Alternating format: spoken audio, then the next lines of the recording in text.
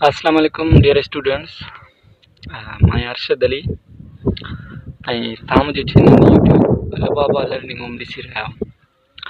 अॼु असां वटि मैथमेटिक्स जी पोर्शन में find the value of x में हिकिड़ो क्वेश्चन आहे। सो हिन खे सोल्व कंदासीं।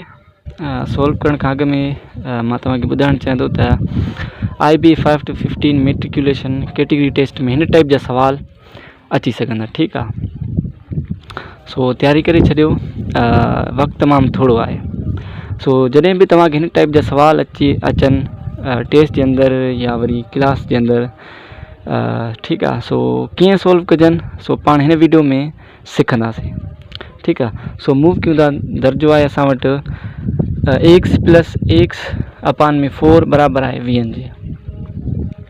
कीअं सोल्व थींदो हाणे ॾिसो, स्टूडेंट्स छा कंदा आहिनि, एक्स प्लस एक्स खे जोड़ करे 2x अपान में 4 लिखी छॾींदा आहिनि, जेको बिल्कुलु ग़लति आहे। सो भला कीअं सोल्व थींदो, हाणे ॾिसो हिते एक्स जे हेठां कुझु न आहे, मीन्स 1 आहे। ठीकु आहे, सो हाणे 1 ऐं 4 जी LCM लहंदासीं, असांखे जवाबु मिलंदो 4।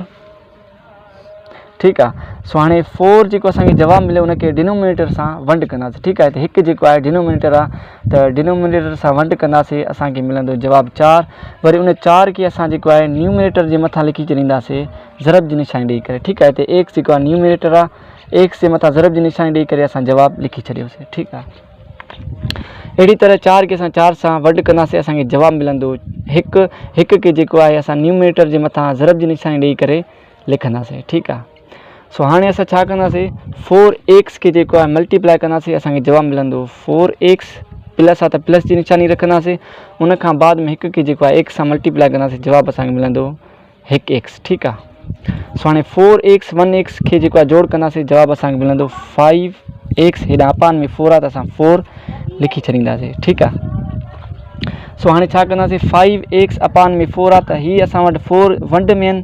ठीकु आहे, इक्वेशन वारी ॿिए पासे खणी वेंदासीं त हीअ ज़रब में चेंज थींदो। ठीकु आहे, सो हाणे 4 हिते वंड में आहिनि त इक्वेशन वारे ॿिए पासे खणी वेंदासीं त हीअ ज़रब में चेंज थी वियो। ठीकु आहे, सो हाणे 20 खे मल्टीप्लाए कंदासीं 4 सां, जवाबु असां वटि ईंदो 80। ठीकु आहे, हेॾां बचो 5x। ठीकु आहे, सो हाणे 5x असां वटि हिते जेको आहे ज़रब में आहिनि त इक्वेशन वारी ॿिए पासे खणी वेंदासीं त हीअ जेको आहे ज़रब में वंड में चेंज थींदो, सॉरी। ठीकु आहे, सो हिते जेको आहे वंड में चेंज थी वियो। ठीकु आहे, हाणे सिंप्लीफाई कंदासीं, 1 5 5, 1 5 5, 3 हेॾे विया 6 5 30, सो x जी वैल्यू आहे 16।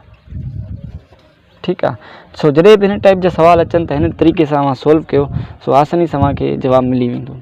सो मुंहिंजे हौसला अफ़ज़ाई जे लाइ मुंहिंजे चैनल खे ज़रूरु सब्सक्राइब कयो, ताकी हर नई ईंदड़ वीडियोस अव्हां ताईं बआसानी सां पहुची सघनि। अल्लाह हाफ़िज़।